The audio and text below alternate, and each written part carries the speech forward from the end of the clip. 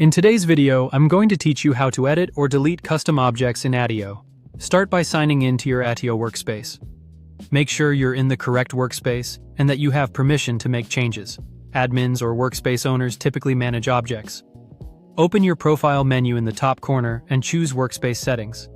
This is where all organization-wide data options live. Inside Settings, open the Data section, then select Objects.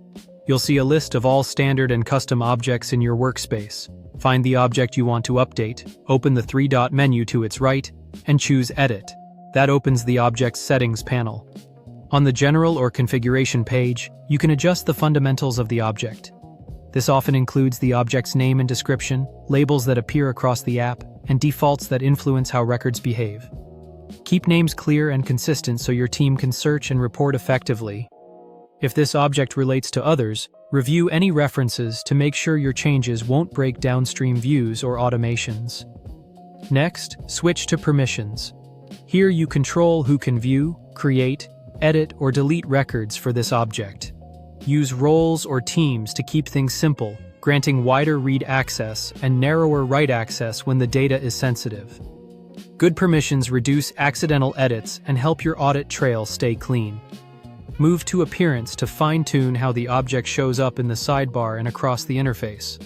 Pick an icon and color that stand out and match your naming conventions. Clear visuals help teammates recognize the right object at a glance. Open Attributes to manage the fields that live on the object. You can add new attributes, change types, and organize the form to capture the right data. Attributes power filters, views, and automations, so choose the most specific field types available and use templates to standardize new records for your team. When you're finished, return to the object's configuration page.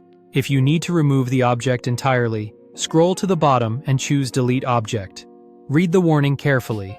Deleting an object permanently removes its records and related views. Before confirming, consider exporting data or replacing any automations or references that depend on it. When you're sure, click Delete Object again to confirm. And that's it. You signed in, opened Workspace Settings, navigated to Data and Objects, edited configuration, permissions, appearance, and attributes, and, when necessary, deleted the object. If this walkthrough helped, subscribe for more.